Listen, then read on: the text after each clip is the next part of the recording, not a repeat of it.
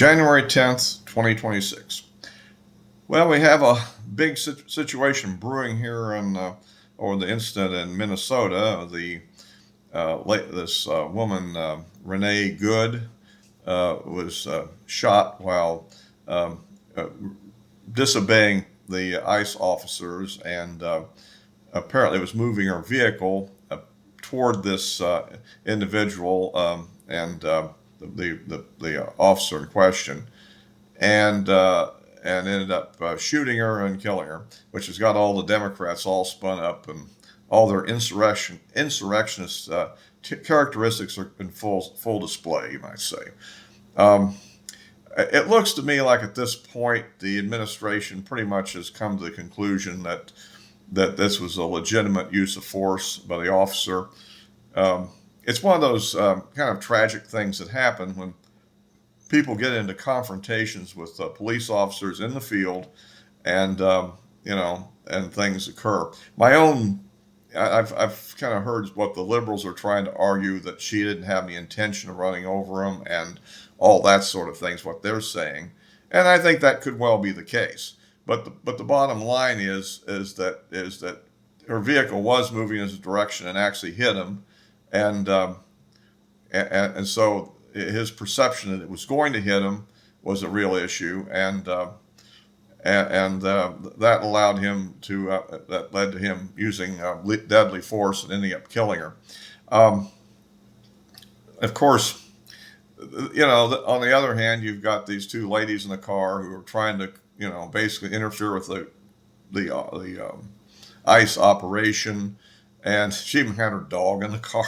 I mean, this late information comes out, but the thing is that from the officer's perception, that she'd been told to get out of the car, and then she starts moving instead of doing what's being told.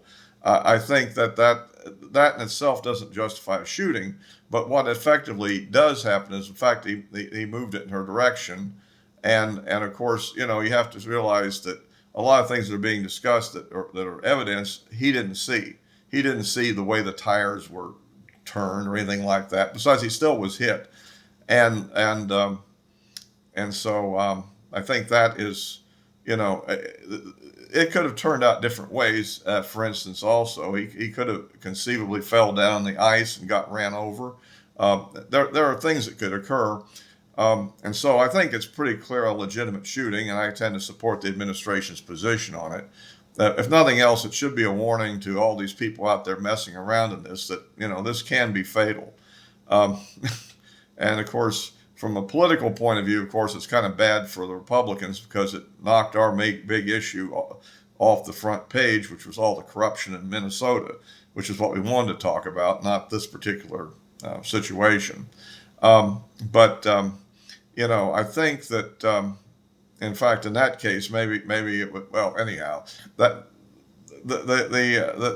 these kind of things occur from time to time. My own opinion is, because this is a federal officer engaged in federal operations, I think that he'll have immunity from any state prosecution. I don't think that will be allowed, and then he'll be railroaded in Minnesota, just like happened to the cops in the George Floyd case, who really were railroaded. And it seems like people keep going back to that old video I had about that. But I think that if it's a federal case, then the charge has to be pressed by the Trump Justice Department, and I don't think that will happen. So there are going to be a lot of dissatisfied Democrats out there, and at least for the moment, there'll be little they can do about it. I guess if they win the presidency and at the 2028 election, then they can probably try to go after him again on that, which I don't think there would be a statute of limitations here, so because of the fatality. But nonetheless, I think that I'm sure he probably, with 2020 hindsight, wished he hadn't have shot. But the other thing, it was a split second reaction also, and so it wasn't something that there was a lot of time to think about it. So I think that that's the way that will go. But we're going to have a lot of protests for a while, at least I guess into Ms. Good's funeral, and then maybe a little afterwards. So that's kind of the way I see that one at the moment. And of course, the basic message to everybody is don't interfere with police operations when they're underway.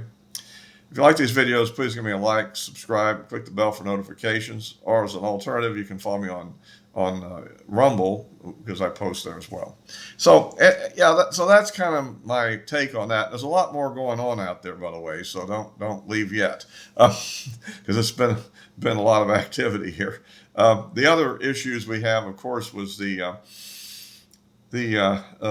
tanker issues and with the ongoing Venezuelan operation.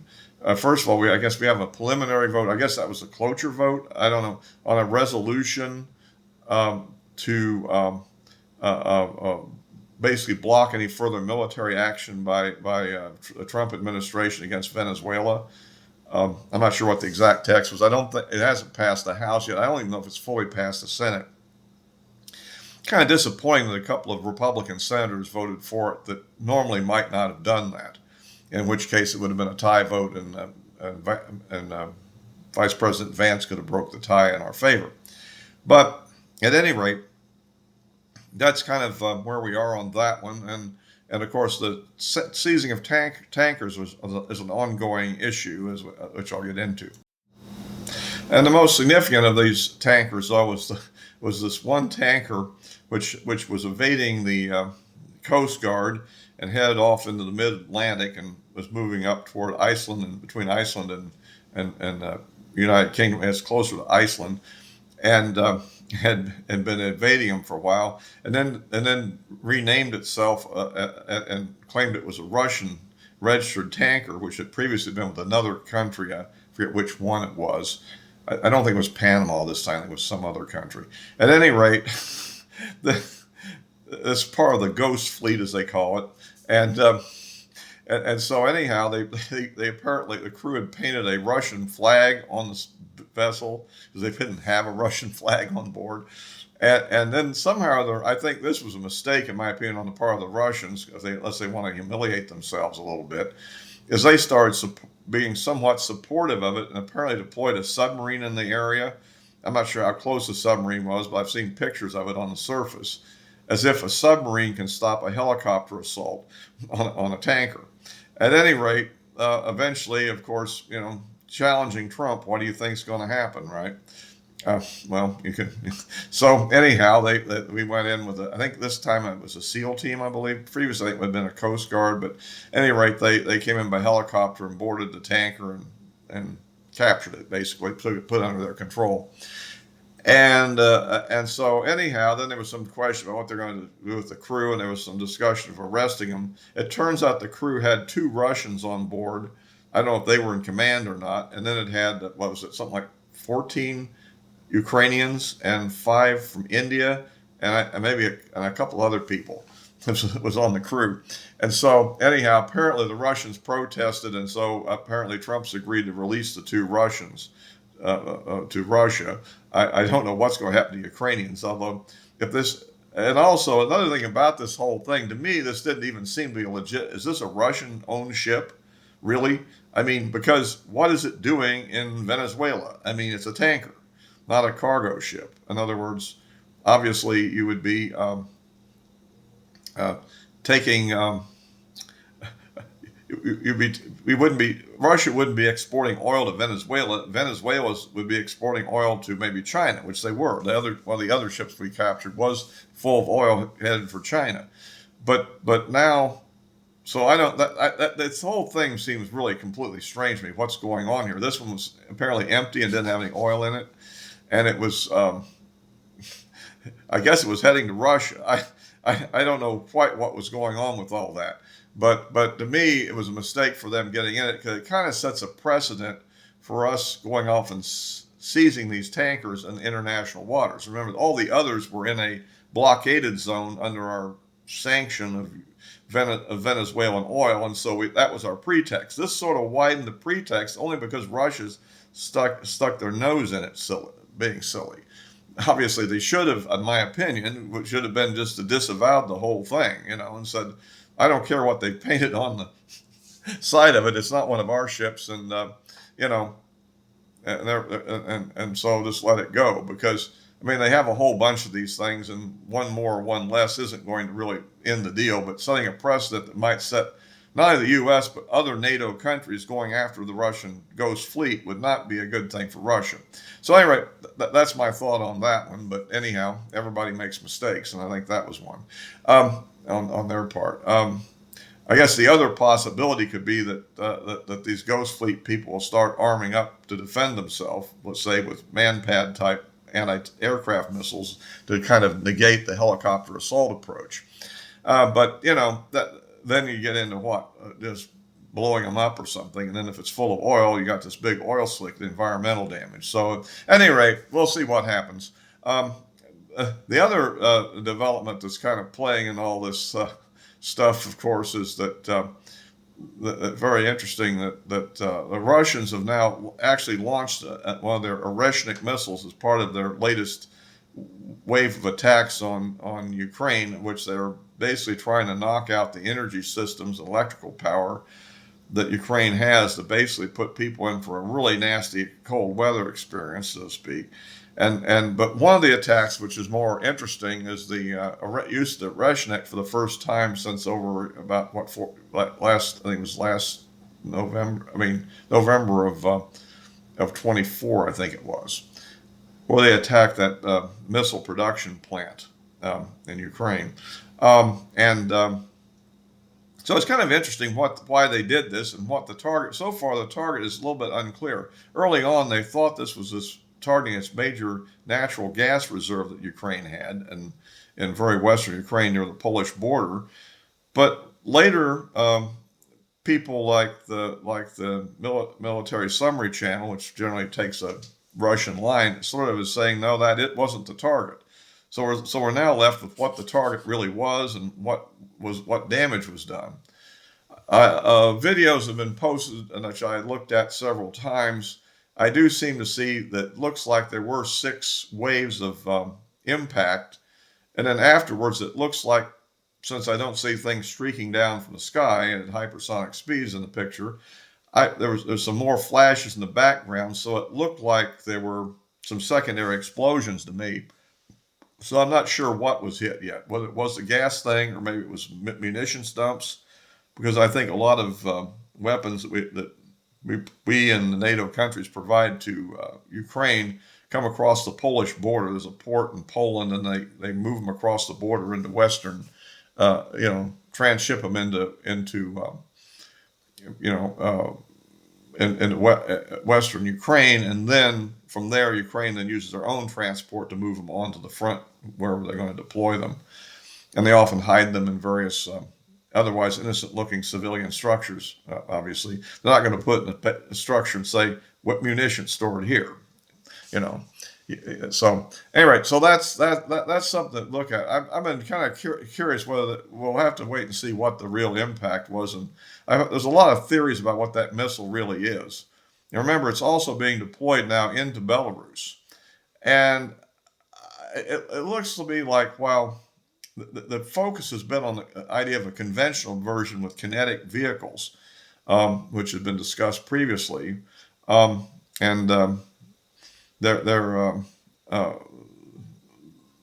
Davis Deep Dive has replayed a Ted Postal interview that he had well over a year ago, which goes through some of his ideas of the technical details of how this could be a conventional version.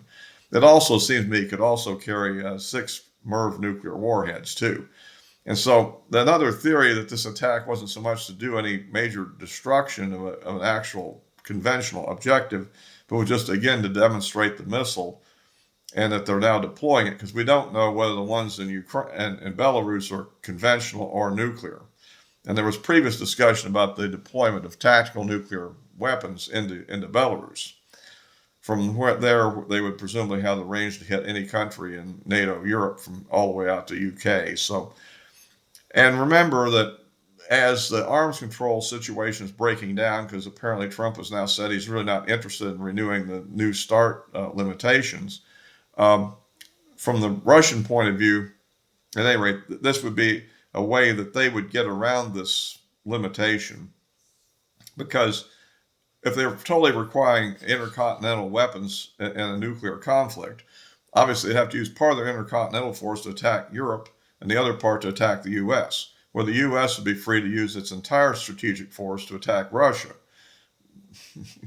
And so from that point of view, and given the fact that the size of, in terms of population and targets in Europe and the U.S. together is about 4 times the population of Russia, and a lot of the Russian population, where they have vast space, is concentrated in cities that become very targetable. Well, you can kind of see their motivation for an intermediate nuclear capability. So it looks like they're trying to rebuild the capability they had with the SS-20s back in the around early 80s, if you go back into that period. Anyway, so I think we'll just have to keep following on what the next aspect of that will be, and see kind of where we go from here on that one. And finally, I give you a little update. I checked on Trump's polling as of late, and he's improved a little bit from where it was the last time I reported on it. What I did is I looked at the Real Clear Politics and then basically just threw out all the all-adult polls, because mostly they are, I think, run by liberals trying to get as negative a number as you can get on Trump, because, again, all adults includes people not registered to vote, probably not even people legal to vote. And so, at any rate, looking at that, I came up with all the likely voter polls and the registered vote polls averaged a 6-point deficit for Trump, which is better than it was. And I think the total Real Clear average was around 8.8 at the time. Rasmussen's around the same level, around 9. And I'm still surprised that he's polling so low in the Rasmussen compared to, there were a couple of polls, I think, or 3 that had him actually into the positive zone as well. But but remember, you got to be careful believing the one you just want to believe. So anyway, looks like he's had a little bit of an improvement here. Although I don't know how this latest fracas about the ICE shooting will play into it at all. So, or maybe the Democrats will look bad, but acting like the jerks and insurrectionists they tend to be. And remember, they're causing this, and they want this to happen. So, anyway, and then they want to complain about it. So that'll be all for this time. I'll be posting this on YouTube and Rumble as always, and the addresses of my social media accounts are in the description below. So all for this time.